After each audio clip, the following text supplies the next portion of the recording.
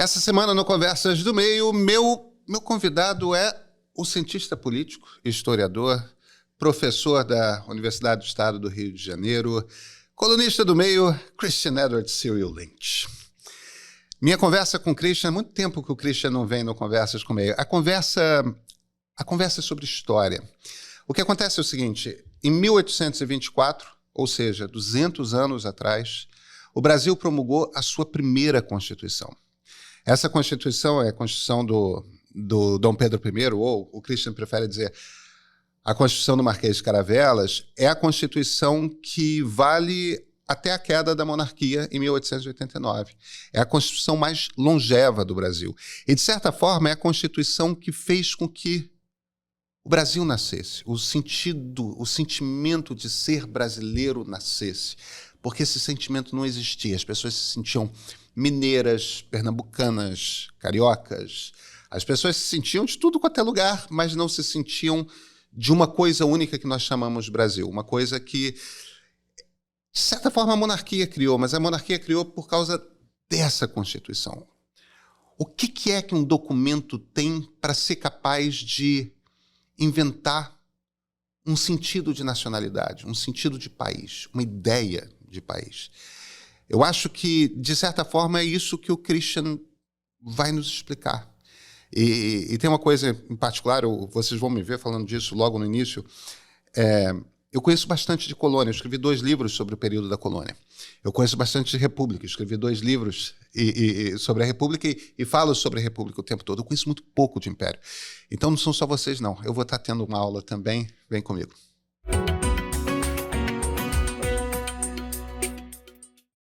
Christian, eu acho que essa é a nossa primeira conversa sobre história, nossa primeira entrevista sobre história, em que a gente vai tratar de um tema sobre o qual eu vou aqui sentar e aprender com você, porque eu entendo muito pouco desse negócio, por algum motivo. E eu preciso corrigir isso. Mas por algum motivo, eu escrevi 2 livros sobre colônia, 2 livros sobre república, e eu tenho total desinteresse sobre o império.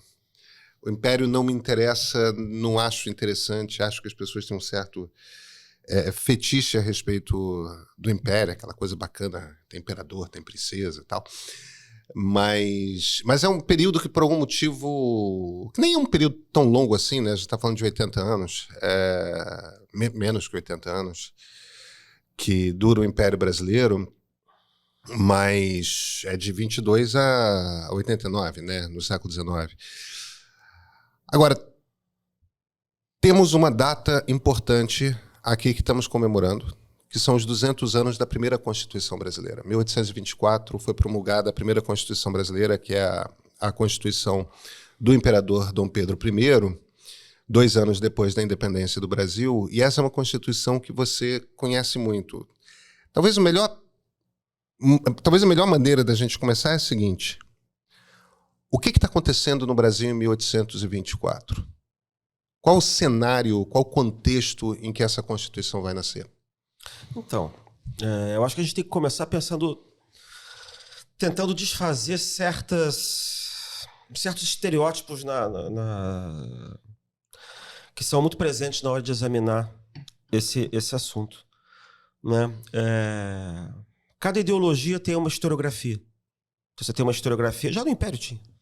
Então você tem uma historiografia que é radical, uma historiografia que é liberal, uma historiografia que é ou liberal moderada, se você quiser, e tem uma que é conservadora, né? A historiografia radical e a historiografia conservadora batem muito no ponto desse problema do regime de governo. Entendeu? Porque a história é muito importante para os conservadores e para os radicais. Por que ele é muito importante? Porque faz parte da coisa da ideologia. Os conservadores apresentam a história como uma coisa positiva para justificar a continuidade das estruturas vigentes. Tá? Então está dando certo que continue assim no presente. Os radicais, repara que tem uma concepção de tempo, que o tempo parece estar meio congelado. Ou que o presente é sempre uma atualização do passado. Então deve continuar sendo assim. A historiografia conservadora. Só para uma precisão aí de vocabulário, você está usando o termo radicais posicionando no século XIX, é o que nós chamaríamos hoje de esquerda. socialistas. Eles não eram socialistas na época. A historiografia radical vai virar...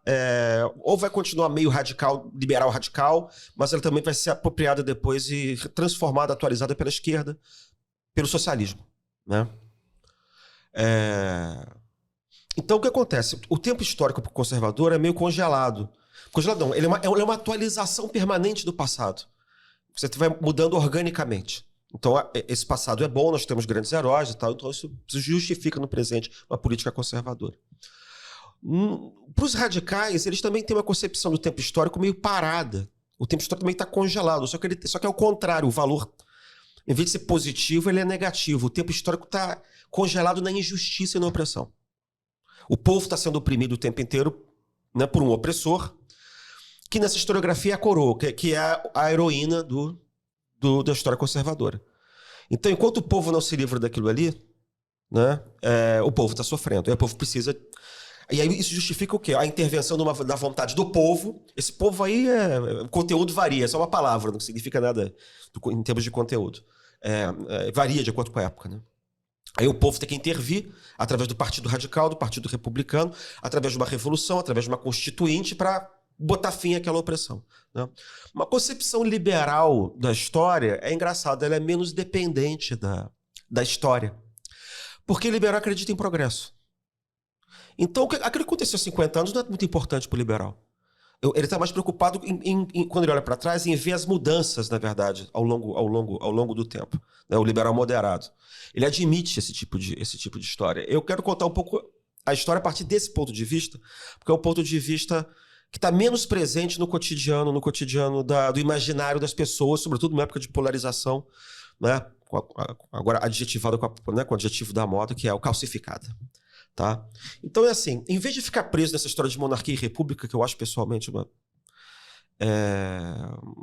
divisão que atrapalha e impede a gente de ver muita coisa, eu prefiro pensar no seguinte problema: você tem uma revolução liberal que acontece em 1820, 1821 em Portugal e no Brasil, que fazem o mesmo país naquela época, né? A mesma comunidade política. E depois você tem uma independência, e aí parece um segundo problema, que é o problema da construção do Estado. Pausa. Você trouxe uma coisa aí que eu até acho que eu sei do que você está falando, mas eu acho que muita gente deve ter uma surpresa aí. Entre 1820 e 1822 houve uma revolução liberal no Brasil? Exato. Do que você está falando? Então, é aquilo que na escola a gente estuda de maneira muito, muito en passant, que se chama a Revolução Constitucionalista do Porto. Tá certo. Tá? Na verdade, a Revolução Constitucionalista do Porto, como a gente aprende história numa chave muito nacionalista, a gente, na verdade, está pouco preocupado com isso. A gente está preocupado com a independência.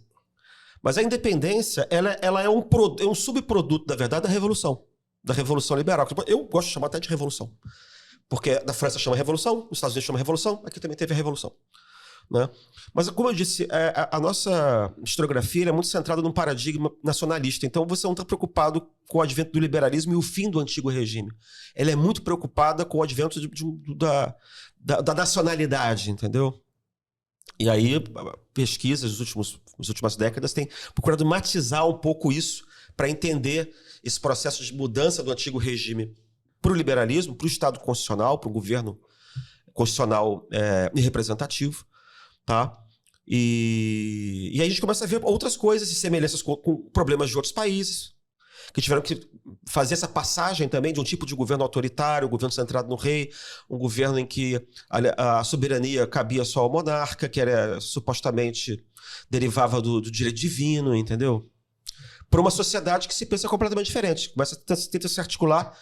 A legitimidade é da nação e ela se organiza de baixo para cima, através do sistema representativo, no qual o poder é limitado. Porque no antigo regime, a representação da nação ela era virtual ou ficta no corpo do rei, no corpo do monarca. Então, a unidade só existia no corpo dele. Fora era o caos, era a multidão. O Estado é o rei. Para usar o Estado é o rei. A frase do Luís XIV. Mas é também a ideia de que nós só existimos no corpo do rei. Porque se você não tiver... Porque só ele nos aglutina. Só ele nos dá a unidade. Se ele desaparece, a gente vai cair no estado de natureza. A gente vai cair... Nós viraremos uma onda de átomos. Hobbes. E aí a gente vai cair numa guerra civil. Tá? Então, o liberalismo vem um pouco com a ideia que é menos negativa, do ponto de vista da crença, de que a sociedade existe. Né? Ela pode se articular. Existe uma coisa entre os indivíduos e o Estado que chama sociedade. E a sociedade pode se articular e é a partir dela que o Estado tem que estar organizado. Né? E ela é composta por cidadãos que são livres, iguais, proprietários. Tá? Isso, né, no contexto da época. Essa revolução, né, ela acontece normalmente, quando a gente olha o processo europeu, não é nem normalmente, no caso europeu, ocidental, ela acontece da seguinte maneira. Primeiro você constrói o Estado, que é absoluto, centraliza o poder, cria uma identidade coletiva. A estabilização criada pela criação do Estado, em relação ao que tinha na Idade Média, por exemplo, ela cria condições para o desenvolvimento econômico, ela cria condições para o desenvolvimento da sociedade, tá? Ela cria estrada, ela acaba com os pedágios internos, você cria um espaço econômico comum, e aí você cria profissionais liberais, você vai começando a criar classe média, você vai criando uma classe financeira, isso que na escola a gente chamava de classe burguesa, né? Então você tem surgimento de uma sociedade civil que não tem nada a ver com aquela sociedade do antigo regime que é estratificada em aristocracia, nobreza e povo como o terceiro estado. Né? E aí começam as demandas liberais. Né? Então você tem essa ordem.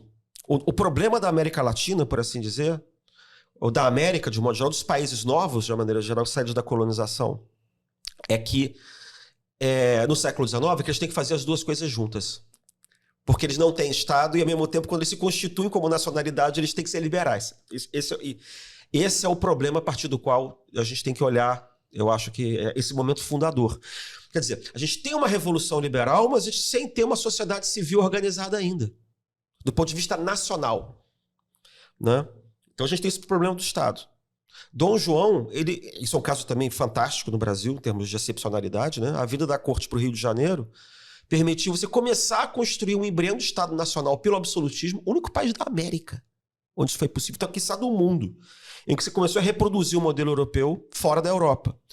Então você centraliza o poder do Rio de Janeiro, né, e começa a construir esse Estado, unificar, enfrentar processo de separatismo, que é um processo violento e autoritário mesmo, você tem que criar o Estado assim. Né? Você tem que criar a ideia de que o monarca é a única autoridade legítima naquele território, então você não pode tolerar coronelismo, não pode tolerar outras lealdades a outras figuras. Né? Só que quando vem a Revolução, isso vai para o beleléu. Então a gente tem uma tensão até 1860, 50, entre construir o Estado e estabelecer de fato um modelo liberal de organização do país. Tá? Esses são os dilemas. E quando a gente olha em termos comparados, a tarefa principal naquele momento acabou tendo que ser, primeiro, construir o Estado. Né? Então é a história da construção do Estado um pouco que está em jogo naquele momento e como é que você concilia o processo de construção do Estado com a liberalização do sistema político. Tá? E aí a gente entende um pouco o jogo de 1824, o papel da Constituição. Quando você tem a Revolução chega em Portugal, ela explode em Portugal, vindo da Espanha, que era um lugar muito instável, né?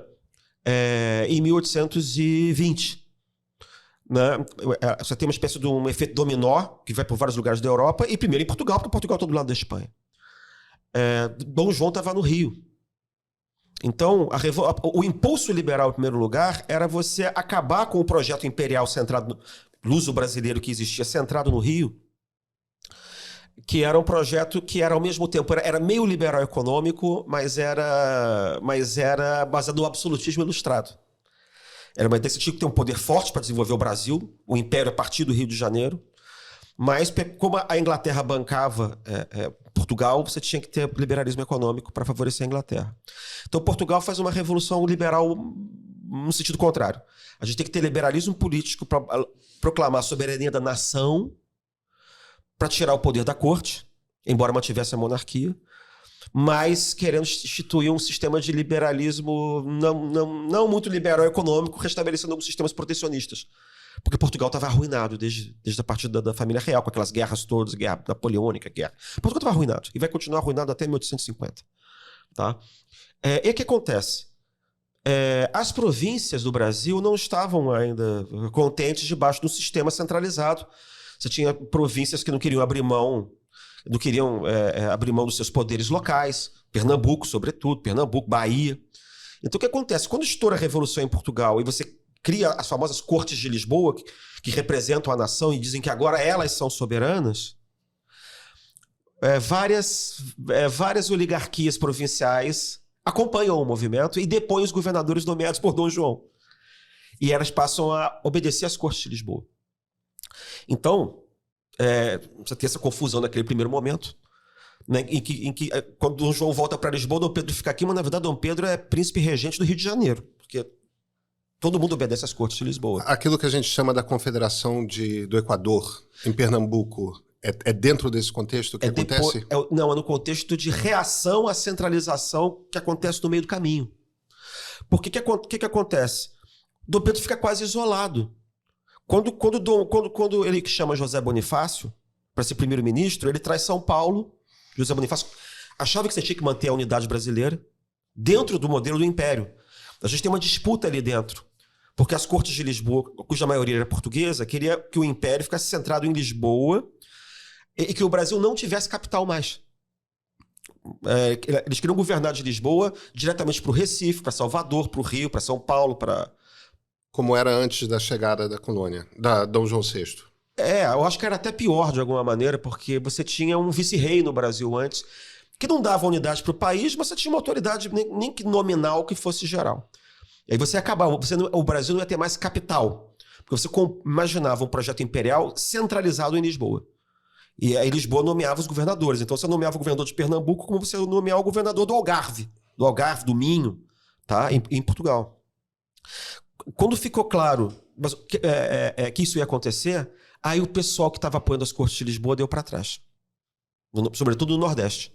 Pernambuco, Ceará, Bahia, eles começaram a dar para trás, porque o que eles queriam era federalismo. A gente está na América. Você tinha uma influência muito grande do constitucionalismo americano. Certo. Que graçava nas repúblicas hispânicas que estavam ficando recém-independentes. Então eles queriam federalismo. Eles queriam um modelo de monarquia fraca, com soberania da nação, mas queriam um modelo confederativo. Mas naquele tempo você tinha uma impressão de que você tinha uma leitura dos Estados Unidos não como se fosse federação, como a gente entende hoje, mas como se fosse confederação, como se os estados, na verdade, fossem soberanos, tá? Que era a realidade de antes que era o modelo do Thomas Jefferson. Que era antes da Constituição Americana de 87. Isso. Era um pouco isso que eles tinham na cabeça. E aí Dom Pedro acenou, por influência de José Bonifácio e do Gonçalves Ledo, com uma constituinte para o Brasil, em junho de 1822. E aí aquele pessoal começou a largar o projeto lisboeta para vir para cá. Mas a Constituição a Constituinte que Dom Pedro prometia era uma Constituição para o Brasil dentro do modelo imperial português. Tá? Então só que era um problema, porque as Cortes de Lisboa não queriam admitir aquele tipo de relação com o Brasil. A gente queria um modelo confederativo só Dom Pedro, de 2 estados, Portugal e Brasil. Então você tinha Portugal ia ter capital em Lisboa, o Brasil ia ter capital no Rio de Janeiro, e ia ter um governo geral em cima deles. Mas eles iam ser partes autônomas. Era como se fosse uma federação de 2 estados. Né? As Cortes de Lisboa não aceitaram isso. É como o Reino Unido é. Exato. Escócia, Gales, Irlanda do Norte e... Só que com o oceano no meio. Esse modelo que a gente propôs era um modelo que as antigas colônias espanholas tinham proposto também às Cortes de Cádiz, que eram as Cortes Constitucionais da Espanha. E era um modelo que os colonos norte-americanos tinham sugerido ao parlamento britânico também. Só que a metrópole nunca quis abrir mão. Nos 3 casos, não quis abrir mão desse controle mais forte das antigas colônias. E isso provocou a independência de todas elas. Tornou inevitável que elas proclamassem a sua independência. Então, aqui, na verdade, o que você tem são esses 2 projetos de país, de Estado, que estão colocados ali. Você tem um projeto que é ficar com Portugal, mas com o Brasil independente, com a sede no Rio, com o príncipe regente aqui e o rei lá. Você tem um projeto confederativo, centrado em Lisboa, mas confederativo, que era o que o pessoal do Nordeste queria. E tinha o projeto português, que era tudo centrado em Lisboa, com Lisboa nomeando os governadores. Então, o que acontece é que Dom Pedro consegue atrair as províncias do Nordeste para o projeto dele, e José Bonifácio, que era esse de Brasil e Portugal equiparados, que era a continuação do projeto de Dom João, que era o Reino Unido, de Portugal, Brasil e Algarves, mas que as Cortes de Lisboa não queriam mais. Então, as medidas das Cortes de Lisboa para liquidar com a Corte no Rio, fechando os tribunais e tal, aí foi a gota d'água. E isso provocou a independência. Então a independência é engraçada, é uma independência que, do ponto de vista do Rio de Janeiro, é uma independência meio que a contragosto. Porque quem estava em torno do príncipe eram as pessoas que tinham trabalhado com Dom João aqui no Rio. Elas não queriam isso. Então, na verdade, a independência ela é menos contra Portugal do que contra as cortes de Lisboa. Para eles. Para esses conselheiros de Dom Pedro. Embora para outros mais radicais não fosse. Fosse independência mesmo. Talvez quisessem se livrar dos portugueses, da dominação portuguesa no comércio das grandes cidades. Tá? Então, teve mais de uma independência. É isso que eu estou querendo dizer. Mais de um projeto de independência.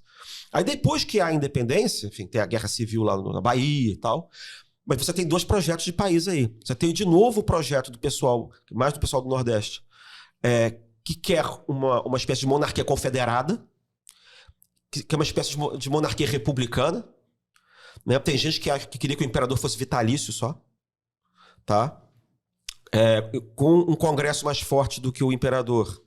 E com as províncias ou estados mais fortes do que a União. E aí estavam esses pernambucanos, estava o Frei Caneca, né? tava o Gervásio, Pires. Né? Tinha vários desses caras. E tinha o pessoal da corte, que tinha aderido ao liberalismo de forma forçada, como uma fatalidade, que não tinha jeito. Mas dizia o seguinte: ótimo, a gente tem que se adaptar ao sistema constitucional, mas a gente tem que manter o poder da coroa e da centralização. Porque o outro projeto do outro pessoal, era um projeto em que, como eu disse assim, o imperador não ia poder dissolver a Câmara. Eles queriam um projeto igual da Constituição da Inglaterra, ou da França da época, que era normal, que o monarca podia dissolver a Câmara quando tivesse crise, convocar novas eleições, né? Em que você tinha centralização, você não tinha federalismo na Europa, tá? Como nos Estados Unidos, e esse não era o projeto do pessoal do Nordeste. Aí começa uma outra briga, e essa briga vai estar na Constituinte de 1823. Que vai opor esses 2 grupos. Né? Então, na cabeça do grupo do Dom Pedro, né, José Bonifácio, e com o Marquês de Caravelas, que é o sujeito que vai fazer a Constituição dia 24, você tem que fazer assim: olha, a gente dá tudo, que separa os poderes, faz tudo, mas o imperador tem que poder dissolver a Câmara e nomear e demitir livremente os ministros, como na Inglaterra. Né? Então, a Inglaterra é o modelo, e a França, na verdade, é o modelo inglês adaptado para a França. É assim que eles leem o negócio. E aí é engraçado, porque como a maioria tinha uma tendência, a maioria contrária a ir crescendo, é que veio a ideia do poder moderador. Do Benjamin Constant, que era o principal liberal doutrinário da época. Benjamin Constant, o pensador liberal francês, não o pensador positivista brasileiro. Isso, só um parêntese que é engraçado essa história. É o Benjamin Constant de la Rebecque. Não o Benjamin Constant Botelho de Magalhães. Aliás, isso é um caso interessante de se estudar, porque o Benjamin Constant Botelho de Magalhães chamava-se Benjamin Constant porque o pai dele era um liberal e botou esse nome no filho. Só que o filho se rebelou contra o pai e virou positivista ortodoxo, né? Defensor de Comte, e vai derrubar a monarquia que tinha poder moderador. Então tem um problema aí de rebelião paterna que Freud explica, eu não sei bem qual é. Né?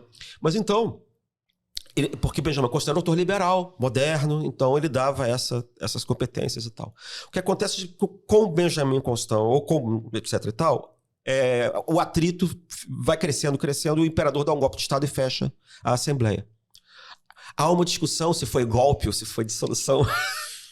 Sempre tem isso. Naturalmente. Essas discussões, porque na doutrina dos conselheiros de Dom Pedro, o imperador, isso é uma coisa interessante também. Aí você vai dizer, mas isso é um absurdo, porque quem era soberano era a Assembleia Constituinte. Disse, não, isso é uma doutrina que já existia na época, do CIS, de que a Constituinte é quem encarna a soberania da nação, mas ela era minoritária. Tanto que a França tinha Constituição outorgada, da Inglaterra uma Constituição histórica, as constituições da Noruega, da Holanda, da Suécia não tinham sido feitas por constituintes. Né? Tinham sido dadas, por assim dizer, pelo rei. E para fortalecer a figura do imperador, aí tinha a variável americana da monarquia brasileira. Como é que você ia fundar a autoridade do monarca sem apelar para o antigo regime ou para a tradição portuguesa? A gente ia ficar independente, cara. A José Bonifácio criou um negócio genial. Na tradição portuguesa, os reis eram aclamados pelo povo, que era uma tradição pré-absolutista, inclusive. Que é uma coisa meio medieval até. Tá? Em que assim, você reina por vontade de Deus, mas o povo reconhece você. Então, você tinha uma cerimônia de aclamação. O povo juntava no terreiro do Paço em Lisboa e aclamava o rei. Ele aparecia na janela do palácio e era aclamado. Dom João VI foi aclamado aqui no Largo do Paço, aqui no Rio também, em 1818. Então você ia ter que aclamar Dom Pedro. E aí você tinha um liberal que era mais liberal, que era o Gonçalves Ledo, que queria naquele momento amarrar Dom Pedro, fazendo com que ele jurasse que ele ia respeitar a Constituição que seria feita pela Constituinte brasileira em 1823, no ano seguinte, a independência. E José Bonifácio brigou dizendo que não. José Bonifácio está preocupado em manter o poder da coroa. E aí a interpretação que ele dá à aclamação é uma interpretação napoleônica, em cima de uma cerimônia medieval, isso que eu acho fantástico. E José Bonifácio diz o seguinte: não, no momento em que a nação soberana, olha aí, liberalismo, só que interpretado mais para a direita um pouco, né? Quando o povo soberano aclama Dom Pedro, imperador do Brasil, ele transfere a representação da soberania dele, do povo, para o imperador. E aí ele cria um modelo constitucional, uma doutrina, em que o imperador está acima do Congresso, como representante da nação, não a título próprio. Mas o imperador está acima da Constituição? Não, a Constituição não estava lá. Não, por isso que ele tem que dar assentimento à Constituição, porque aí ela vira a Constituição dele também. Então ele não está acima, mas ele tem poder de veto ao projeto da Constituinte. A Constituinte não é 100% soberana. É esse que é o ponto. Porque quando o povo aclamou Dom Pedro, ele disse o seguinte: nós queremos monarquia constitucional, então nisso não pode mexer. Aí vem a discussão: o que é monarquia constitucional? A monarquia constitucional não tem federalismo e o imperador pode dissolver a Câmara e nomear livremente os ministros. E é quando, no ano seguinte, um ano depois, que Dom Pedro tem a impressão de que isso não vai colar, e aí os Andrada estavam na oposição também já, é que aí ele resolve dissolver a Constituinte. E aí ele manda fazer a Constituição nova. Ele faz um Conselho de Estado. Então é como se o poder moderador preexistisse de alguma maneira. Ali. Ele é dependido da soberania do povo, isso que é interessante, da soberania nacional, mas ele é anterior à Constituição, que vai ser feita e que vai reconhecer o poder moderador, aí você vai conciliar uma coisa com a outra.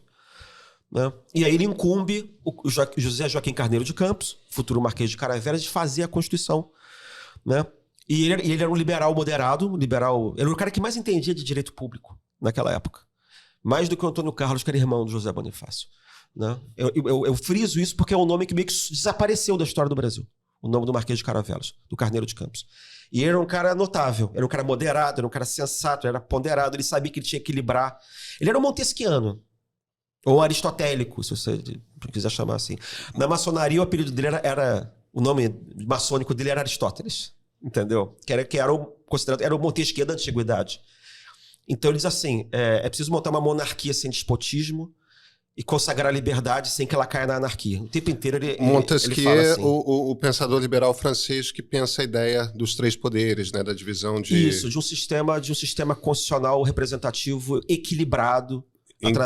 Em que nenhum dos braços, que na ideia do Montesquieu, ninguém vai ter poder sobre tudo, né? Ninguém vai ter poder sobre o outro. Existe uma neutralização da possibilidade de poder absoluto através da divisão de três poderes. Isso. A diferença em relação ao Constant é que a experiência revolucionária teria provado que só os mecanismos de freios e contrapesos entre os poderes, quer dizer, esse negócio de que o presidente da República nomeia os ministros supremos, mas os ministros supremos podem julgar inconstitucional o decreto do Poder Executivo. O Congresso tem iniciativa de projeto de lei. Mas o presidente pode vetar.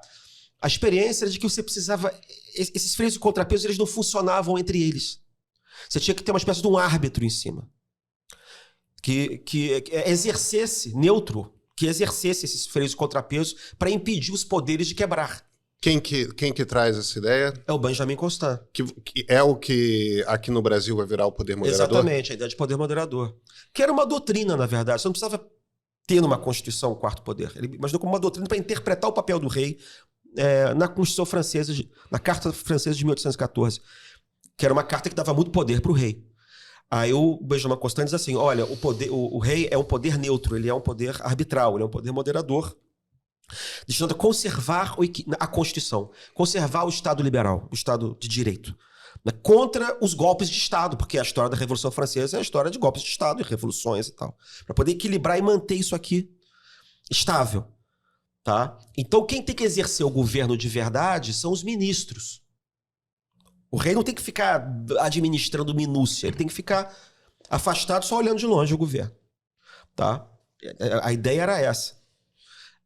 E, ao contrário do que se diz também, essa reflexão do Constant, do poder moderador, é uma reflexão muito, muito útil, muito profícua, porque, no fundo, ele está pensando o quê? Ele está pensando, do ponto de vista político, o controle da constitucionalidade. Que depois, né? E os autores da época falam que nos Estados Unidos quem fazia o equilíbrio era a Suprema Corte. E era um equilíbrio jurídico porque o judiciário era neutro. Mas nas monarquias constitucionais, quem tinha que manter esse papel de equilíbrio era o monarca. De alguma maneira, você vai encontrar, até hoje no parlamentarismo, ou em certas explicações dos regimes semipresidenciais, a ideia de que essa divisão de chefe de Estado e chefe de governo que existe no parlamentarismo, né, do rei para o primeiro-ministro, do presidente para o primeiro-ministro, corresponde a uma divisão de funções que tem a ver com essa ideia da necessidade de um poder moderador. Portugal pensa muito assim o papel do presidente. Tá? A Espanha também. O papel do rei. Na Itália, o papel do presidente também é pensado como um poder moderador. Então, essa coisa não morre, não. Isso não é uma invenção maluca. Israel tem isso. Eu não sei quais são as competências do presidente lá, porque tem alguns lugares em que é só simbólico mesmo, porque na prática não tem poder nenhum. O imperador do Japão, eu sei que não tem poder nenhum. O rei da Suécia, hoje, não tem poder nenhum, do ponto de vista constitucional. Né? Mas, enfim, é um pouco essa a ideia. É sempre a ideia de ter que ter um árbitro por fora que mantenha o jogo dos poderes e impeça o golpe. O golpe, revolução, que previna os conflitos entre Câmara, governo, judiciário, enfim, que faça esse tipo de jogo. Então, eu diria que a gente tem dois tipos de árbitros assim, nas instituições modernas. Né? O presidente, o chefe de Estado nos regimes parlamentares ou semipresidenciais, e os tribunais constitucionais. Tá? Então, é isso que ficou por aí. Então, voltando aqui para o Brasil, você faz a Constituição, você consagra formalmente o poder moderador como um quarto poder na Constituição. Né? Você não cria atribuição nova nenhuma. As atribuições do poder moderador. O que o Caravelas fez? Né? A partir do Constant, adaptando o Constant ao Brasil. Todas as atribuições do poder moderador e do executivo eram misturadas nas constituições europeias. Ele tirou aquelas que correspondiam ao poder moderador, sei lá, nomear políticos para a Câmara Alta, dissolver Câmara, nomear e demitir livremente os ministros, moderar penas, conceder anistia, que eram assim, as competências, as atribuições mais sensíveis, e botou numa rubrica separada. E aí ficou assim, nessa rubrica separada era só o rei, o imperador, que podia exercer, aconselhado por um conselho de Estado. E as outras do Poder Executivo era o imperador como chefe do Poder Executivo. Mas aí tinha uma diferença. Porque como chefe do Executivo, ele só podia obrar por meio dos ministros. E aí os ministros referendavam a vontade do rei. Então ele era só chefe, ele não era não era um presidencialismo, entendeu? É um pouco essa ideia. Ele não tinha legitimidade própria, ele tinha que trabalhar com os ministros. E você consagrou a centralização política. Então, essa ideia do poder moderador, ela tem uma ambiguidade que eu acho fascinante. Porque, ao mesmo tempo, se o Estado estiver estabilizado, a função do poder moderador é puramente arbitral. Ela pode ser lida liberalmente como uma função puramente arbitral.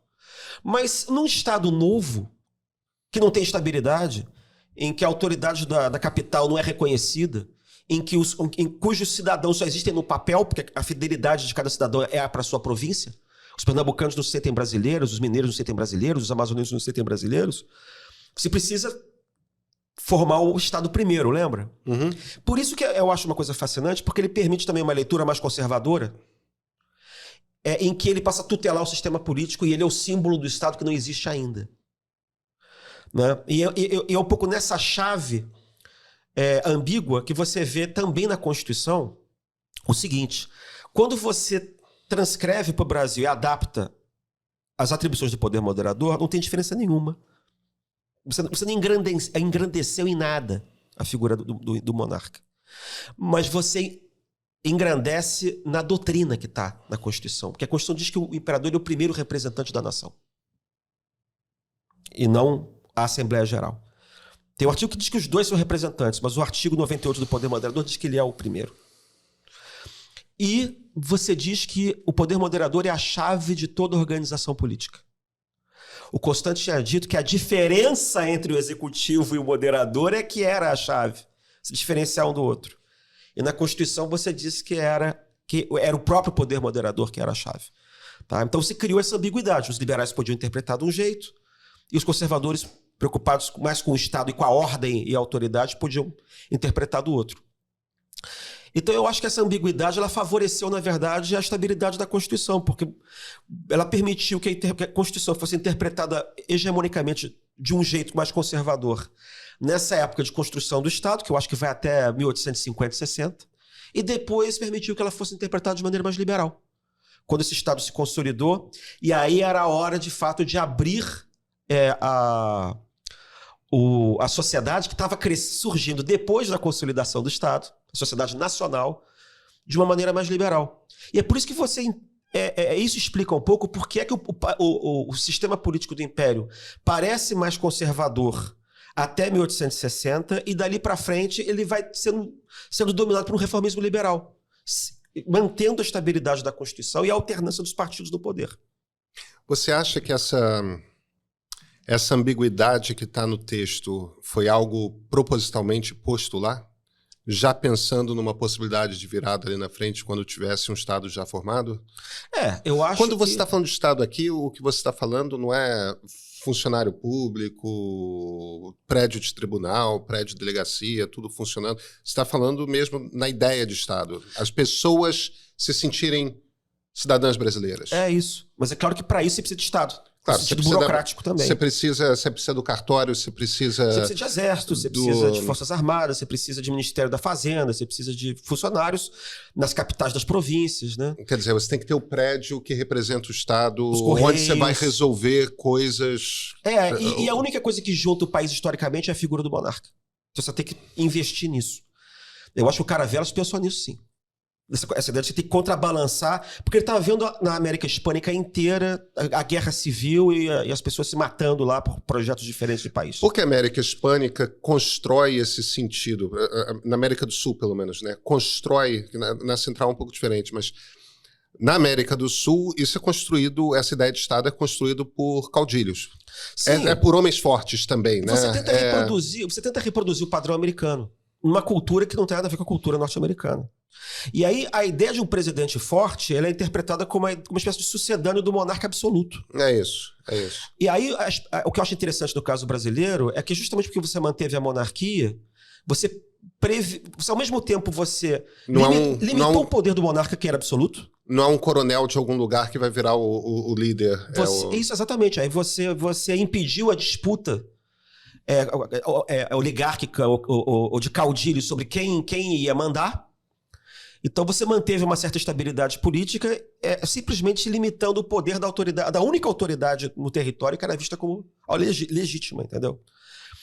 Então eu acho que isso foi uma coisa interessante que foi feita e realmente garantiu, né? Não foi só isso, isso do ponto de vista institucional, né? É claro que você tem outras razões para ter maior estabilidade no país.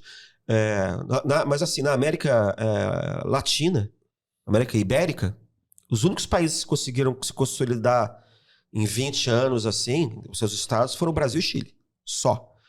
A Argentina, cara, em 1880 você tem uma batalha entre a Argentina e a província de Buenos Aires. Isso em 1880. Na Colômbia é 1890. E Buenos Aires perde. Exato.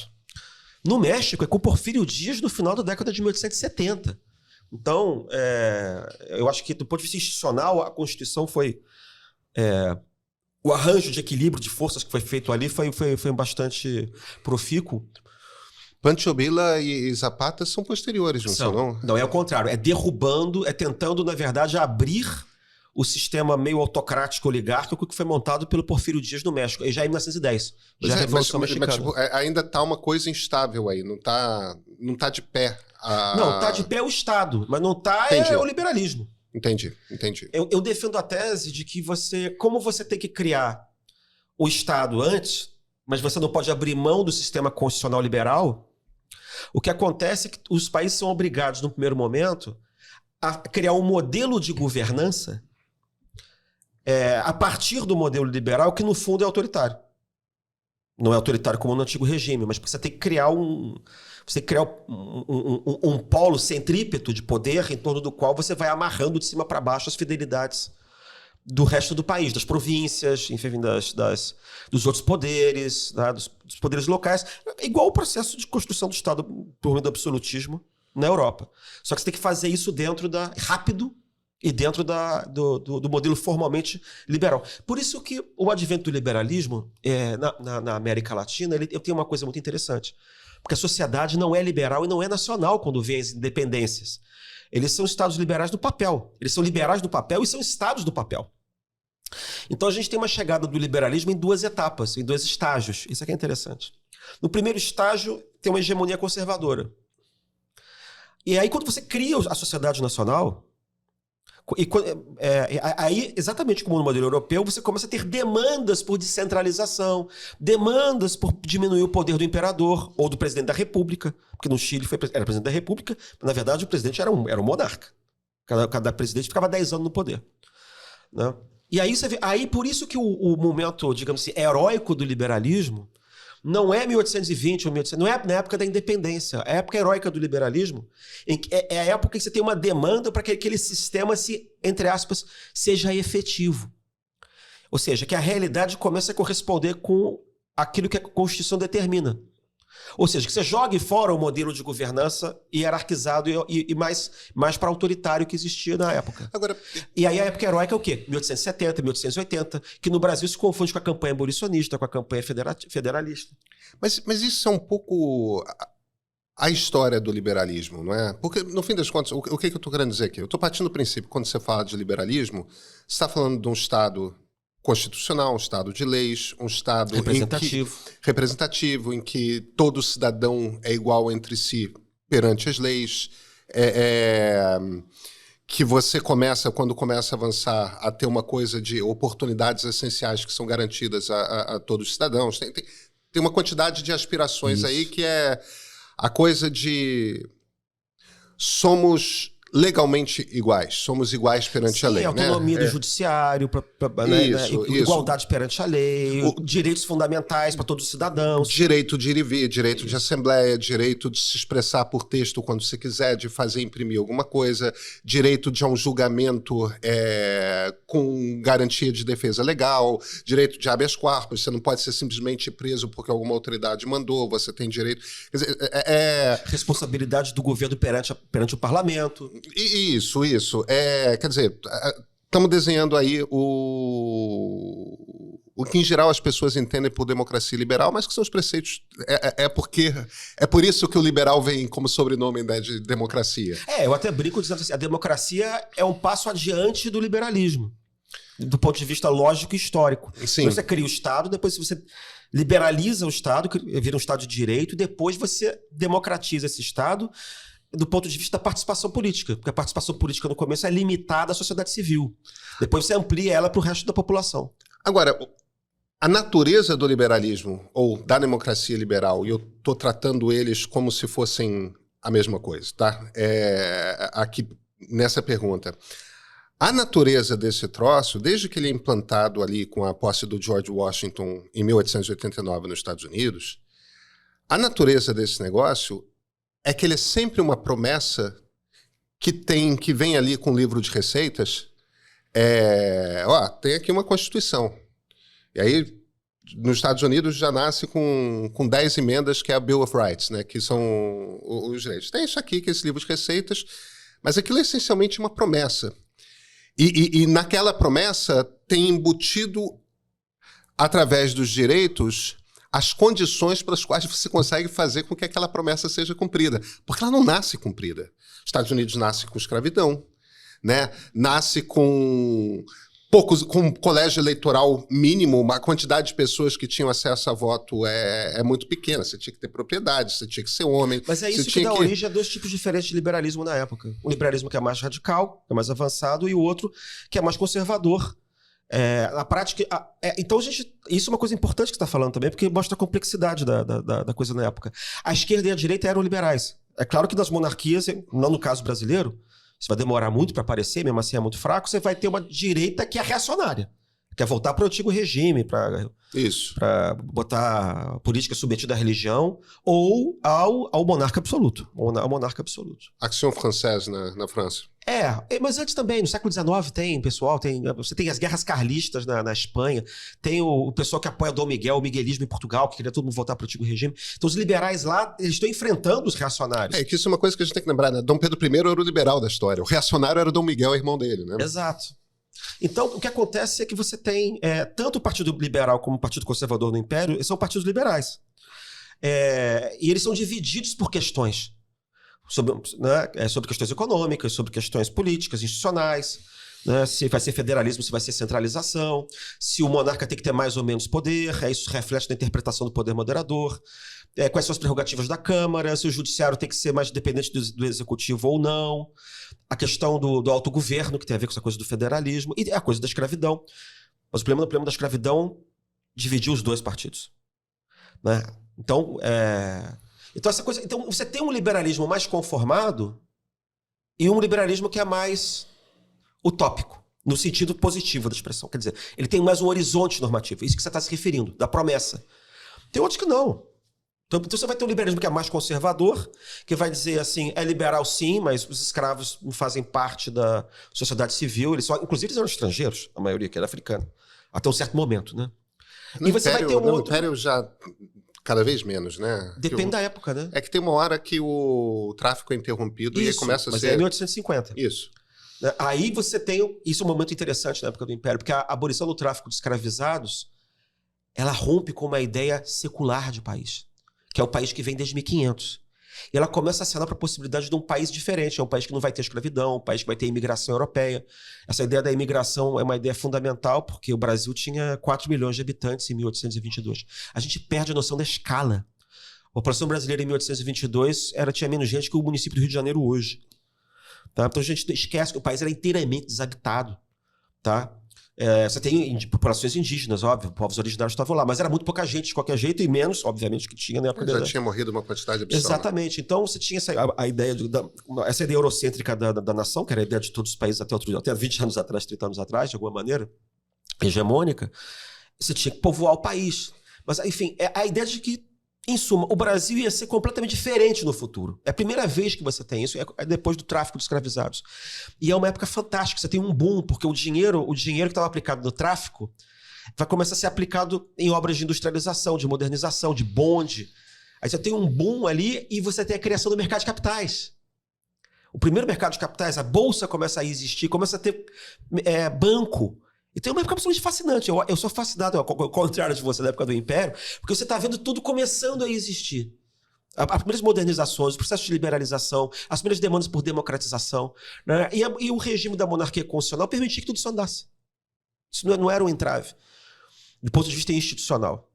Então o Brasil talvez fosse o país mais atrasado da América Ibérica no momento da independência, sobretudo pela onipresença da escravidão, como regime de trabalho, enfim, e os males sociais que provocavam, o horror ao trabalho por parte da população livre, entendeu? O sofrimento inaudito dos escravizados. Mas, ao mesmo tempo, ele mostra como é que as instituições bem articuladas e dosadas permitem você conseguir estabilidade e tentando resolver esses males de uma maneira mais estável. Na América Ibérica inteira, América Latina toda, o único país que conseguiu ter alternância no poder entre as facções foi no Brasil. Porque nem no Chile tinha. Porque, né, os conservadores mandam até 1860, 70, e depois são só os liberais. E no Brasil não, você tinha alternância do poder garantida pelo poder moderador, entendeu?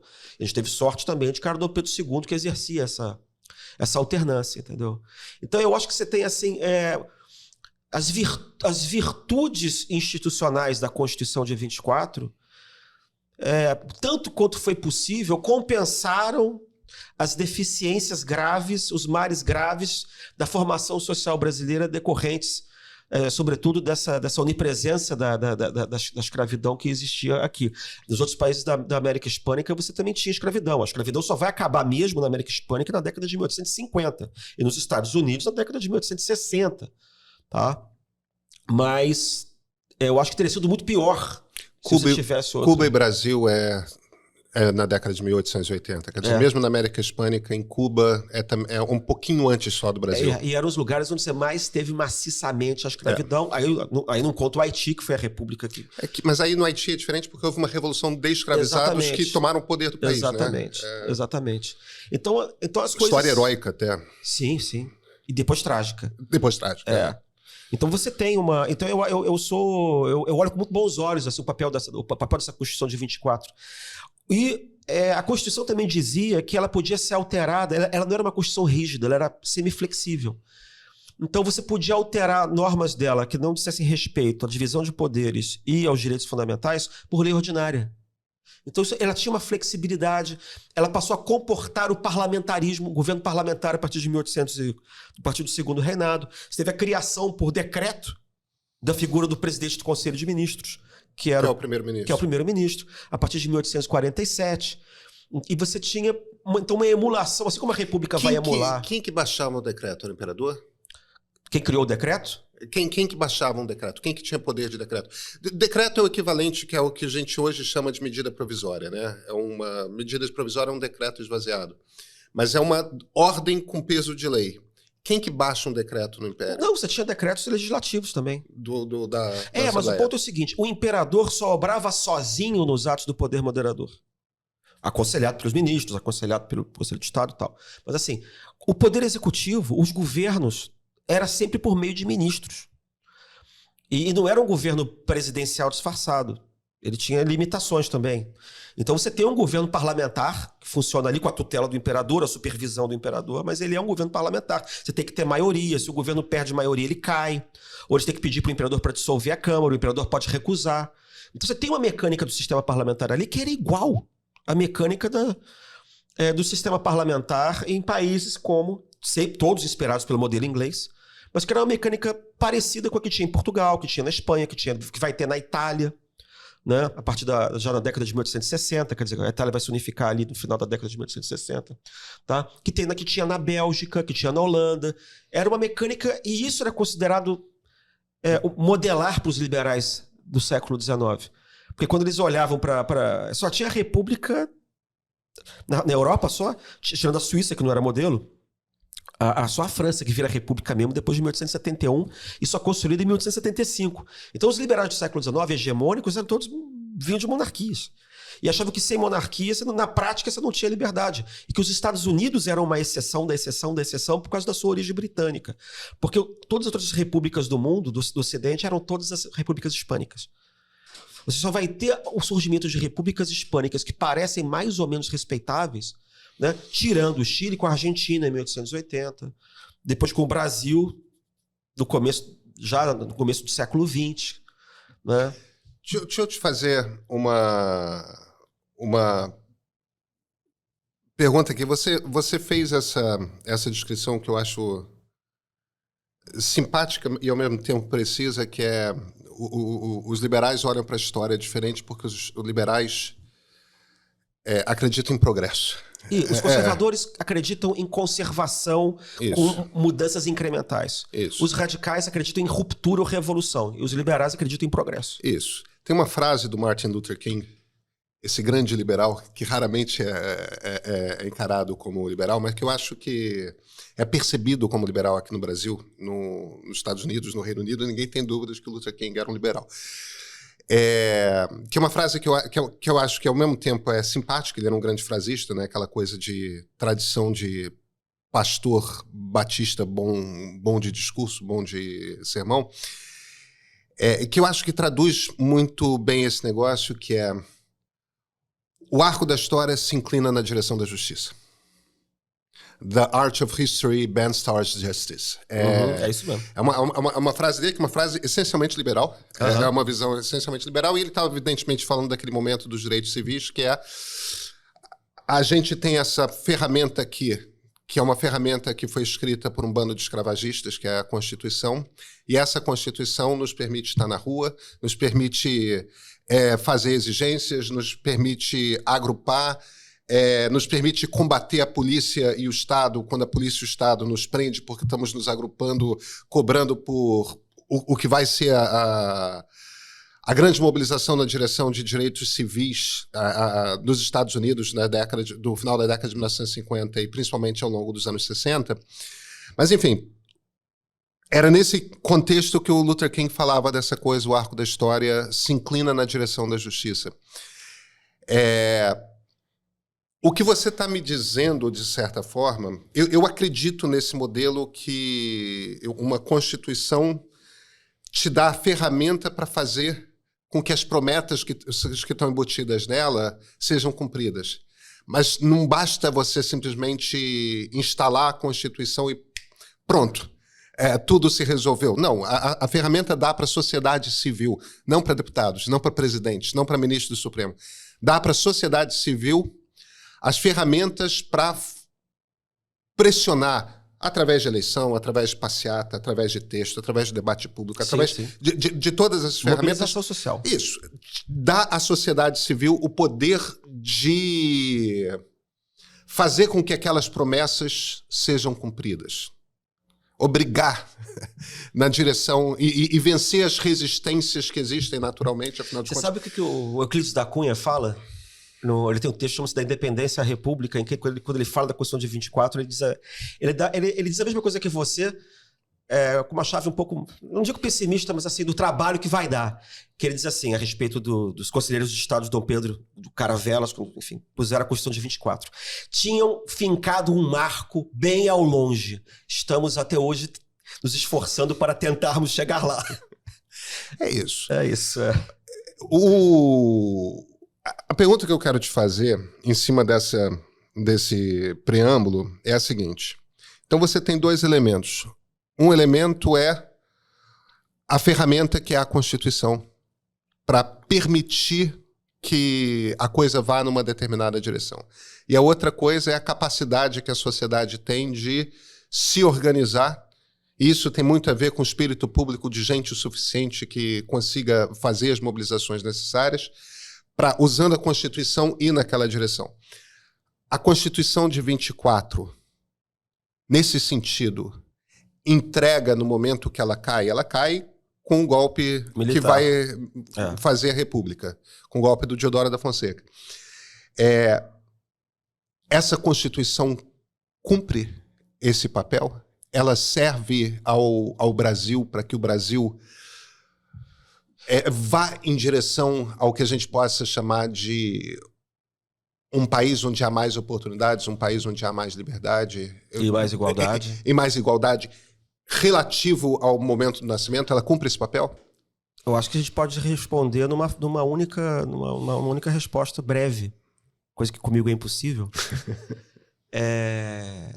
Ela durou 63 anos. 63 não, ela durou 66 anos. É a Constituição mais longeva da história do Brasil. É a Constituição mais longeva da história. Entendeu? Porque ela era muito flexível. Você tem um historiador de esquerda, inclusive, muito bom, o Honório Rodrigues, que chama atenção para isso. Ela era muito flexível. Ela permitia você interpretar ela de outras maneiras. Você não precisa interpretar ela de maneira literal, a respeito do poder moderador. Você pode ser. Ela era muito. Ela comportava as mudanças sociais, né? Porque. E sem golpe. Teve um golpe, que foi o golpe da maioridade. Mas foi um golpe parlamentar, por meio do qual o imperador, em vez de assumir com 18 anos de idade, assumiu com 14, do Pedro II. Mas esse foi o único golpe que você teve nesse tempo. Golpe contra a Constituição, né? Teve uma outra coisa qualquer, mas é tudo pequenininho. Nunca teve um golpe que destruiu a Constituição e ela foi mantida em pé só de maneira nominal, entendeu?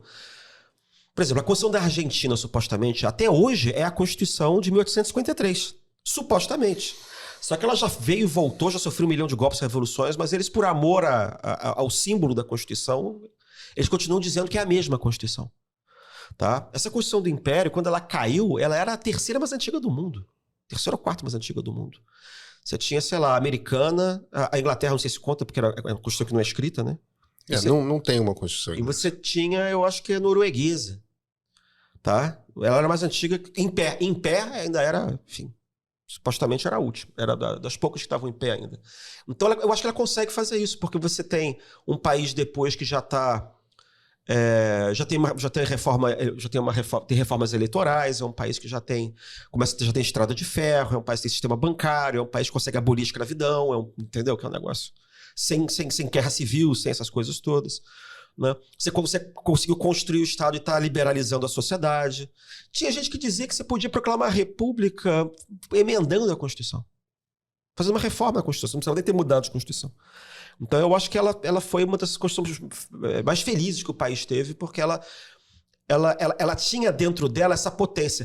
O que só aconteceu paradoxalmente porque ela foi muito moderna para um país que era muito atrasado. Então ela pôde...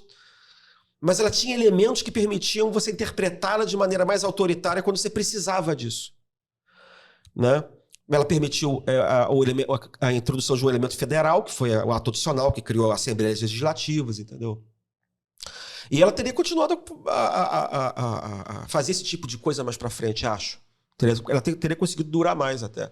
Ela não tinha... Muito pouca gente, na verdade, pedia mudança da Constituição. Os republicanos, que queriam outra Constituição para uma Constituinte, era meia dúzia de pessoas. Né? A monarquia cai não é por causa do movimento republicano, a monarquia cai por causa da questão militar. Porque o exército surge como uma espécie de uma contra-elite, não é por causa do movimento republicano. Eles chamam os republicanos para lavar o golpe, que é uma coisa diferente. Entendeu? Então eu acho que a Constituição ela teve essa função importante. Ela aclimatou o Brasil à ideia de um governo parlamentar, um governo constitucional, um governo limitado. Compara o Brasil com os outros países da região também, da América Latina. O nosso parlamento é o que mais teve vigência ao longo do tempo e cujo funcionamento menos foi interrompido. Porque você criou também, retrospectivamente, em relação ao Império, uma ideia de dignidade, ou de decência, ou de governo liberal, de governo normal, representativo, que você não podia ficar muito tempo sem. Só quando você teve uma onipresença de uma ideologia antiliberal, assim, visceral, que foi na década de 30, em que você conseguiu viver sem parlamento de 37 a 45. Só nessa época. Até o regime militar foi obrigado, ao contrário das ditaduras, da nossa ditadura, foi obrigado a conviver, a tolerar a existência de um parlamento para manter, pelo menos, aparências, tá? Coisa que não aconteceu no Chile, coisa que não aconteceu na Argentina. Isso tem a ver com uma certa tradição liberal que foi sedimentando. Uma tradição liberal que também é complicada, que é muito elitista, entendeu? Mas você não consegue justificar escancaradamente um governo ditatorial. Isso ficou mais complicado no Brasil por causa dessa tradição. E da memória também de Dom Pedro II, que era um monarca, né, como ele estava no trópico, como o país era muito atrasado, ele tinha que se mostrar moderno. Isso que é interessante, a monarquia era obrigada a se mostrar mais moderna, sobretudo a partir do Dom Pedro II, porque era a única monarquia do continente. Então ele tinha que se mostrar dessa maneira, e sempre equilibrando com os problemas, enfim, da sociedade civil, que era fraca e tal. Às vezes se substituindo a ela de maneira funcional. Ele foi o maior defensor da liberdade de imprensa que a gente teve. Nunca houve, por padrão do século XIX, os europeus chegavam aqui e diziam que isso aqui era uma esculhambação. Os jornais faziam caricatura de Pedro Banana. Mas esculhambavam os ministros, você tinha xingamento, entendeu? Você tinha... E o imperador nunca deixou que você mexesse na liberdade de imprensa. Então você teve uma sedimentação durante... Você não criou tradições de censurar a imprensa por... Eu acho que você criou uma jurisprudência, como se diz, uns precedentes históricos que contribuíram depois, no período republicano, para você não conseguir dizer que república era qualquer coisa, chefiada por um caudilho qualquer que fuzilava a gente, entendeu? Quando você pega uma história, por exemplo, como a história do México, a história da Argentina... Bom, a história da América Hispânica, de um modo geral, é uma história muito mais sangrenta nesse sentido, porque como você teve as disputas de caudilhos, no sentido clássico da palavra, dos chefes, entre eles, e todos meio que saídos do exército, a tradição de fuzilamentos, de massacres, assim, ele é muito maior. E isso depois legitima coisas semelhantes. O presidente... A Revolução Mexicana começa justamente com você impedindo a reeleição do Porfírio Dias, que estava lá, sei lá, 30 anos, ou mais de 30 anos, 35 anos. E aí o presidente que chefia, o chefe que perde a eleição, que chefia, que é o Madero, Depois tem uma revolução contra ele, ele é fuzilado numa parede de penitenciária. Você entendeu? Essa coisa de matar, assim, tranquilo, e massacrar greve, massacrar essas coisas assim. A gente tem Floriano Peixoto, né? Tem, mas durou pouco. Não, durou pouco. Mas ele foi isso. Eu não quero que deixe passar só uma coisa também. Eu acho que a estabilidade do Brasil também durante um certo tempo, a gente está falando só do ponto de vista institucional, mas ela também foi dada, acho, pela, desculpa de novo, a onipresença da escravidão. Você criou uma solidariedade maior entre a elite da época, entendeu? Elas tinham um interesse comum, apesar de todas as diferenças regionais. Então, também, para não passar, porque parece que não existe sociedade embaixo. Mas isso não tem a ver com a monarquia do ponto de vista das próprias instituições. A Constituição não foi feita para manter a escravidão, isso que eu estou querendo dizer. Entendeu? Então, ela foi feita exatamente imaginando que no futuro o Brasil tinha que ser um lugar que não teria escravidão. Né? Tanto que você teve a abolição da escravidão, não precisou alterar nada na Constituição. Deixa eu te fazer uma última pergunta. Eu sei que há inevitavelmente um anacronismo na ideia, mas a gente teve muita Constituição durante a República. A gente está com a Constituição que já se mostra a Constituição mais longeva da República. Ainda não, mas será. Tá próximo, né? A da República foi 39, a gente já está com o quê? Com 35? A gente está com 35. Vai fazer 39. A Constituição do Rui Barbosa é de 91, não é? Ela vai até 30, então são 39. São 39. A gente está perto de... Tá. E certamente, a essa altura, compadre... Sim. Essa Constituição ficou definitiva. Que ela seja eterna enquanto dure, como diria Vinícius de Moraes. Estamos com a terceira, indo para ser a segunda Constituição mais longeva da história do Brasil. Como é que se comparam essas duas Constituições, 88 e 84? E 24, perdão. Eu acho que elas são feitas em momentos diferentes para resolver problemas diferentes. Sim, mas ao mesmo tempo elas nascem dentro de contextos específicos, e você deixou muito claro como é que é o contexto que nasce de 24. Só que elas se pretendem permanentes, né? Sim. Como é que tipo de comparação é possível, fugindo ao anacronismo, levando-se em consideração os contextos distintos, tudo mais, cabeças distintas, épocas? Que tipo de comparação você acha que é possível fazer entre as duas? A Constituição de 24 ela tinha que equilibrar a necessidade de construção de um Estado que tinha uma exigência conservadora autoritária com a necessidade de reconhecer e abrir a sociedade para os direitos fundamentais, para as liberdades, para a igualdade perante a lei, acabar com os privilégios da nobreza da terra, os privilégios, enfim, acabar com esse negócio, separar o poder. Né? Esses eram os desafios que ela tinha no século XIX e ela permitiu a campanha do abolicionismo, a campanha federativa. Tanto que, repito, o momento heróico do liberalismo do brasileiro é o final do século final. São as últimas 2, 3 décadas do Império. Tavares Baixo, Patrocínio, Rui Barbosa, Joaquim Nabuco, então, Luiz Gama. Aquilo ali é um negócio que é um momento heróico, né, de construção.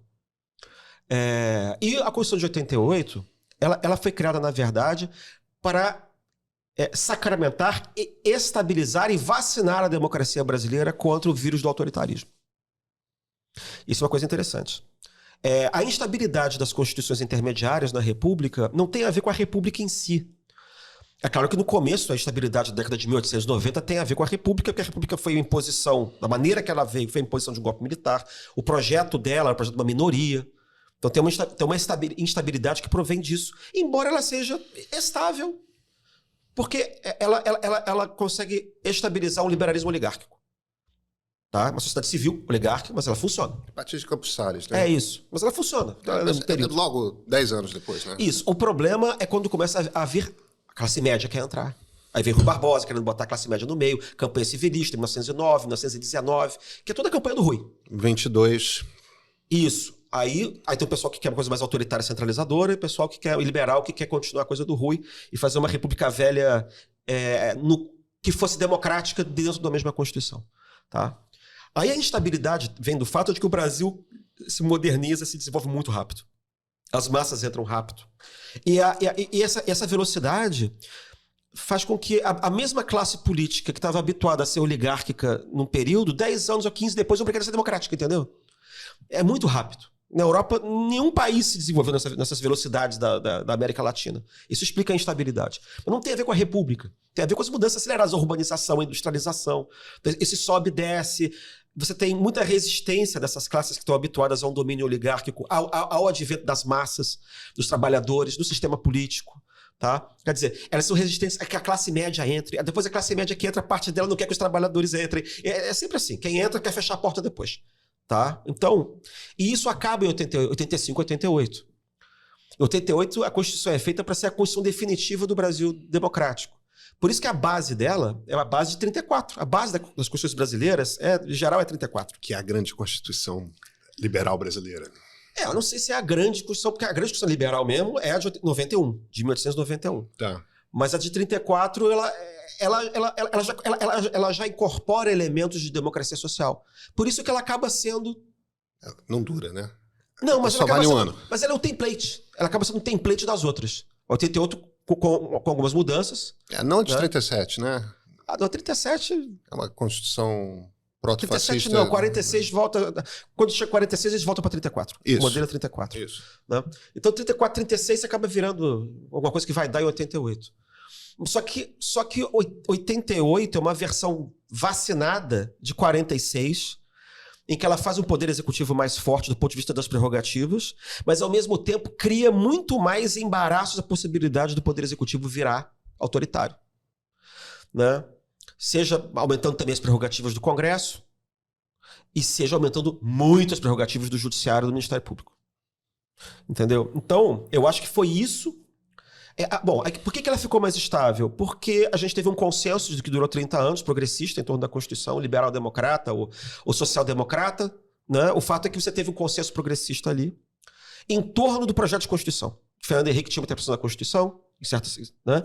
Lula de outra interpretação, mas havia um consenso geral em torno da Constituição. Uhum. Você podia, né, o Fernando Henrique mais reformista, né, que a Constituição talvez tenha ficado muito com a cara mais progressista, estatista de democracia social europeia, né, quando ela foi feita. O negócio de liberal é reforma, né? Não é nem revolução, nem conservação, é reforma. Embora Fernando Henrique seja um dos principais autores da Constituição, né? Não, eu tô falando do jeitão dela, como ela estava em 88, né? E isso começou a acabar em 2015, 14, 15, por ali. Né? Porque a nova direita que aparece é uma direita que odeia a Constituição. Uhum. Ela não quer a Constituição, ela quer sabotar a Constituição. Ela acha que a Constituição é comunista, ela finge que não para esconder o seu golpismo. Mas ela é contra essa Constituição, ela quer transformar a Constituição num pedaço de papel que possa ser desfeita a qualquer momento pela vontade do líder dela. O problema dela é a Bill of Rights, né? É a igualdade dos cidadãos. Não, ela é reacionária. Se pudesse, ela voltava para antes de Dom João VI. Não, antes do Marquês do Pombal. Tá? Então, mas eu acho que ela ficou estável, a Constituição voltando, porque ela teve esse consenso, porque teve uma ideia geral de que a gente tem que promover a igualdade social, a gente tem que promover a sociedade civil, tá? E isso foi que segurou a Constituição. E aí, quando Bolsonaro aparece, você vê, até com governos conservadores razoáveis, olhando de maneira abstrata, são compatíveis com a Constituição. A Constituição teve Sarney, a Constituição teve Temer, que são os dois presidentes que a gente pode chamar de conservadores. Conservadores dentro da Constituição. Certo. Né? O problema do Bolsonaro, para mim, desde o começo, era como é que ele ia caber na Constituição, porque o projeto dele era inconstitucional. Por isso o governo dele foi uma inconstitucionalidade ambulante. Tudo era contra a Constituição. Até o momento que ele fala que ele está acima da Constituição, que ele era a Constituição. Né? Aí, o que acontece? Parece que os constituintes, e aí, de novo, eu acho que vem a semelhança com o 24. É aí que eu queria chegar. Eles também foram virtuosos na sua imaginação institucional, na sua imaginação constitucional. Porque eles conseguiram criar instituições que na hora que foi preciso fazer uma barreira à maré montante autoritária e defender o projeto liberal democrata ou, enfim, social-democrata, enfim, da Constituição, isso foi possível fazer. Elas conseguiram resistir. Né? Ela durou no tempo, ela criou, ela sedimentou interesses e hábitos dos parlamentares de não quererem, embora conservadores, a maioria, um dia eles são conservadores, mas não querem abrir mão daquilo. Eles não querem abrir mão de um sistema em que a Constituição pode ser mudada, mas é por reforma. Eles podem até admitir a possibilidade de reduzir o poder aqui e ali do judiciário, mas é sempre por reforma, ou limitar o poder em relação ao próprio Congresso. Mas aí é uma disputa, na verdade, de legitimidade. O Congresso está querendo dizer que ele também representa a nação brasileira no momento em que ela tiver a maioria conservadora. Né? O argumento geral é esse.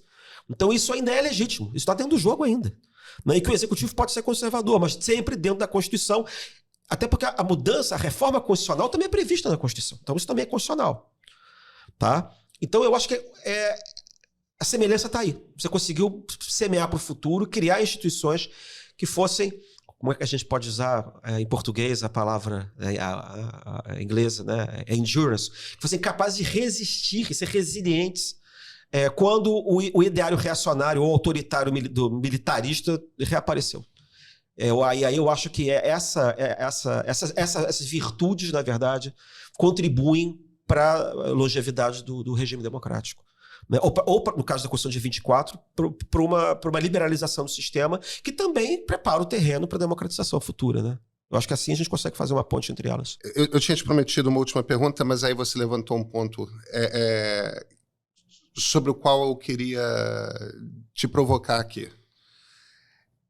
Essa ideia de poder moderador.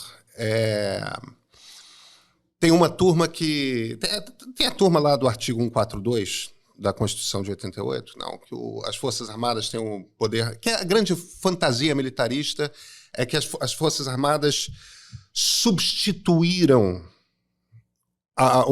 o papel do imperador como um poder moderador, o que é uma fantasia, porque isso só seria viável num regime não democrático, né? Agora,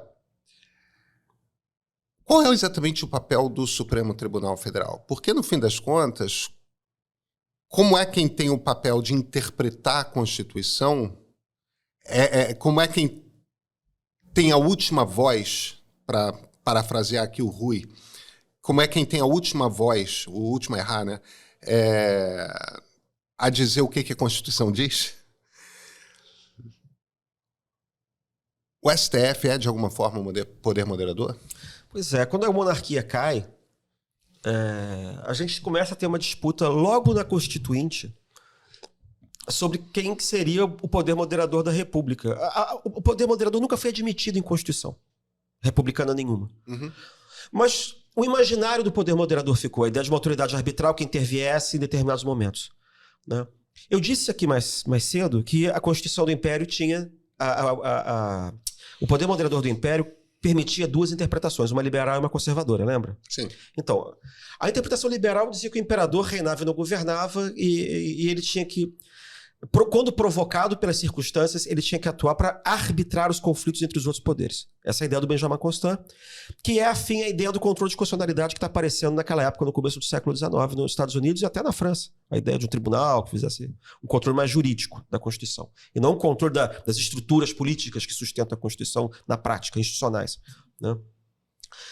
E aí você vê no debate constituinte de 1890 e 1891, quando eles estão discutindo o papel do Supremo Tribunal Federal e otorgando a ele o direito de fazer o controle da constitucionalidade, né, a jurisdição constitucional, poder declarar a inconstitucionalidade de leis, de atos, decretos e tal, tem um deputado mineiro que fala, o Gonçalves Chaves, é o poder moderador da República. Porque você tinha essa ideia de que a Suprema Corte americana era o poder moderador das repúblicas presidenciais. Tá? Mas quem tinha feito a República eram os militares. Então, a ideia de que, de alguma maneira, o Supremo Tribunal Federal ou o clube militar, para resumir, seriam os poderes moderadores da República, já está colocado lá atrás. Tá? Tanto que ainda é na Primeira República que, ao mesmo tempo, Rui Barbosa reivindica o poder moderador do Supremo Tribunal Federal. Ele descreve o papel do Supremo Tribunal Federal fazendo o controle da constitucionalidade com as mesmas metáforas do poder moderador do Império. Ele fala, é a chave, está na cúspide do edifício, é ele que sustenta o edifício, é ele que arbitra, é ele que modera. São as mesmas imagens do poder moderador. Né? E mais ainda numa república que não cumpria suas promessas liberais democratas de Rui Barbosa, né? Sendo liberal-democrata e, na prática, comportando um governo oligárquico ou militarista, enfim, ou autoritário, seja como for. Né? Quando o movimento tenentista começa, o Juarez Távora, que é um dos principais chefes dos tenentes, já fala que o artigo, eu acho que era o artigo 14 da Constituição de 1891, supostamente daria ao Exército poder moderador. Isso ele já fala. década de 1920. Essa ideia, conforme depois da Revolução de 30, quando o Getúlio faz a aliança com o exército, essa é uma ideia permanente, que reaparece, que é repetida ad nauseam por gente autoritária, por gente conservadora. Eu posso dizer, José Américo de Almeida repete esse troço. Góes Monteiro, que é protofascista, repetia essa história de que o exército é poder moderador. Depois de 45, 46, aparece Gilberto Freire dizendo isso, Eugênio Goudin dizendo isso, muita gente dizendo isso, que ele funcionava como uma força partidária, suprapartidária, que intervinha nos momentos, entendeu? E aí, pro judiciário, cara, não teve vez como poder moderador, entre aspas, né? O que vai acontecer é que a ideia do Supremo como poder moderador, em termos ideológicos, vai colar depois de 88, sobretudo depois do ano 2000. Aí você consolida um pouco essa ideia. O problema, né? Bom, eu acho que a estabilidade do regime também tem a ver com isso. E às vezes um pouco a instabilidade também. Quando você tem um negócio do ativismo. Isso era uma questão que havia no Império também. As decisões do imperador eram às vezes tidas como ilegítimas. O poder pessoal, o imperialismo. Por exemplo, a direita achava que quando o imperador empurrava o processo de abolição da escravidão, ele era comunista. Ele estava exorbitando, ele não podia se meter no assunto. Entendeu? Quer dizer, toda semelhança não é mera coincidência. Claro. Você tem a ideia de que o poder arbitral ele não pode empurrar a história. Tá? E às vezes eram os liberais que faziam a crítica. Tá? A gente pode discutir um outro dia por que o poder arbitral acaba querendo empurrar no Brasil. Isso tem a ver com a concepção do Brasil como atrasado, periférico, etc. Talvez, às vezes, até uma hegemonia de um pensamento liberal por parte dos árbitros. Tá? E o Supremo Tribunal Federal desempenhou esse papel. Agora, um dos problemas é que a Constituição de 88 ela não transformou o Supremo num quarto poder formal. O Supremo ele é cabeça de um poder, que é o judiciário, e ao mesmo tempo ele tem poderes que são evidentemente moderadores.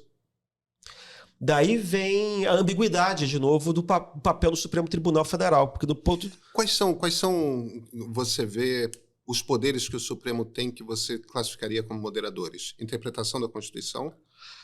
Pois é, quando a Constituição diz que ele é o guardião da Constituição... É complicado você dizer que ele é guardião da Constituição e, ao mesmo tempo, ele é chefe de um poder, porque aí ele guarda uma Constituição de conflitos entre poderes dos quais ele é parte. Entende o problema? Parece que põe ele um pouco acima dos outros. Né? Eu acho que isso nos Estados Unidos, o problema aparece às vezes também. Porque o Judicial Review, tradicionalmente, por um pedaço da classe política, que varia no tempo, acham que ele é incompatível com a separação de poderes. Quer dizer, o controle de constitucionalidade dos Estados Unidos chama Judicial Review. Uhum. Né? Que ele é incompatível. Não está em Montesquieu. Realmente, ele não está em Montesquieu, porque isso é inventado depois. Né? Então você tem o controle de constitucionalidade das duas modalidades. Ao mesmo tempo, o Montesquieu estava lá pensando teoricamente a respeito de como seria esse regime pós-regime absolutista. Agora, alguém precisa ter a palavra final a respeito do que diz a Constituição, porque senão fica... Sim, mas quem disse isso foi o seu amigo. Seu amigo não é o seu amigo Jefferson, é o meu amigo, é o Alexander Hamilton. Isso. No Federalista, que ele diz que alguém tem que resolver esses conflitos. Isso. Mas isso não encaixa muito do ponto de vista teórico na ideia de separação de poderes, porque se você não tem um quarto poder, você vai ter que explicar o Judicial Review como um mecanismo de freio e contrapeso. Então ele não está em cima, ele é um dos mecanismos que está do lado de poderes que são iguais, entendeu? Mas então como é que você explica isso nos Estados Unidos ao longo do tempo? É porque a interpretação, os americanos durante muito tempo foram os ingleses da América, então eles não... A forma de pensar não é muito fechada, teórica, racionalista, entendeu? Então você tem o costume, tem a jurisprudência e vai tocando, né? Isso foi mais complicado no nosso caso.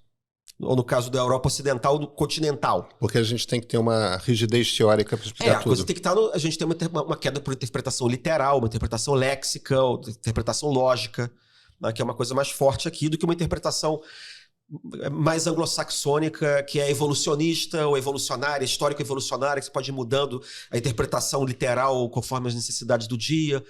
Também tem uma pegada mais sociológica, entendeu? Uhum. São as interpretações que foram criadas, sobretudo nos Estados Unidos, para interpretar a Constituição, pelo fato de que a Constituição era muito antiga, então você tinha que desenvolver hermenêuticas diferentes para conseguir ir fazendo com que o texto fosse atualizado, né, na interpretação. Então a gente tem, eu acho que o mais óbvio é o controle concentrado da constitucionalidade. Porque o controle tipo Suprema Corte Americana, ele supostamente seria uma coisa... Ele não teria efeitos gerais. O controle de constitucionalidade seria só no caso concreto. Naquele processo, naquela ação, com aquelas partes. Só que os americanos depois desenvolveram também um negócio chamado da repercussão geral, com outro nome. Que você podia generalizar o efeito daquele julgado para casos similares. Tá? Mas isso não havia no Brasil até muito recentemente. Isso. Você tinha que ter a anuência do Senado para conseguir dar efeitos gerais. Não, você tem 10 anos isso, né? Não, até a hora que o ministro Gilmar Mendes disse que a Constituição tinha tido uma mutação e aquilo não valia mais. Você não precisava mais do Senado. De fato, por uma série de mudanças orgânicas, aquilo foi acabando com esse tipo de coisa. Né? Tanto que o Supremo hoje pode dar repercussão geral num caso específico. Mas a dimensão mais óbvia desse quarto poder é quando você julga a inconstitucionalidade em tese. Num caso que não é um caso específico. É uma ação no qual você pergunta assim: o artigo X da lei tal é compatível com os princípios A, B, C e os dispositivos Y, W da Constituição? Aí não tem um caso concreto. Aí você não pode nem dizer que isso é freio e contrapeso. Fica muito mais complicado você dizer isso. Né? Mas, reparem, existem outras coisas também que dão essa dimensão moderadora do Supremo. O fato de que o Supremo ser o principal órgão que vai presidir e organizar a justiça eleitoral.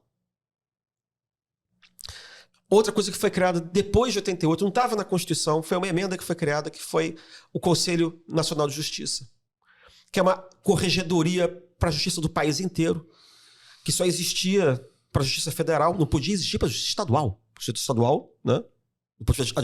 Dos problemas administrativos acabavam nos estados. Não, você submeteu também às justiças estaduais a esse Conselho Nacional. Né? E isso é uma coisa engraçada. Na prática, o poder político mesmo, ali no varejo do Supremo, vem do fato do foro privilegiado. De que o Supremo é um tribunal penal dos deputados e senadores. Isso dá também um poder político enorme para o Supremo. Tá? É claro que a gente tem que um dia parar e fazer um seminário para ver se esse desenho é perfeitamente bom, se ele dá poder demais para o Supremo. Não, isso não é o caso da gente começar a discutir aqui, porque é um negócio complicado mesmo. Mas o fato é que esse modelo segurou, né, a ameaça autoritária. Mas você fica sempre com essa tensão. O Supremo é guardião da Constituição, mas ele também é chefe de um poder. Aí ele fica sujeito a ataques de corporativismo. O Supremo não banca o limite de gastos do judiciário. Então você sempre estoura o teto por causa dos juízes. Os juízes fazem pressão em cima do Supremo nos julgamentos de ação de constitucionalidade ou não do teto, e fica criando exceções. Estou dando só um exemplo óbvio. Claro. Tá? Por quê? Porque ele e ao mesmo tempo ele é moderador, mas ele é chefe do poder. Então, esse elemento de moderação não é perfeitamente exercido. Tá? Mas isso, enfim, tinha gente que dizia isso também do Império. Que o poder moderador, o imperador também era chefe do poder executivo. Então, o Voltaire também empurrava. Então, você tem também, essa discussão existe sempre. É uma discussão que a gente precisa ter. Tá? Mas eu acho que isso também é uma semelhança dos dois sistemas e que, em alguma medida, também a gente pode dizer que é por causa disso que a gente tem maior estabilidade. Porque você tem um árbitro. Tá? E é claro que quando você tem um movimento antissistema, como era o movimento republicano, e como é hoje o movimento reacionário, não estou equiparando, estou dizendo que são movimentos antissistêmicos, que querem mudar o sistema, você ataca primeiramente você ataca o modelo vigente e ataca o árbitro, com quem a república, o regime está identificado. A monarquia constitucional estava identificada no poder moderador. A república democrática está identificada com o Supremo Tribunal Federal. Tanto que o maior inimigo do bolsonarismo é o Supremo Tribunal Federal. Essa tática agora de tentar ocupar o Senado tem a ver com isso, porque só o Senado consegue emparedar o Supremo, entendeu? Super interessante. Super interessante. Christian, a gente vai longe aqui, né? Vai, a gente fica o dia inteiro. Cara, muito obrigado pela conversa. Nada, foi ótimo. Muito bom.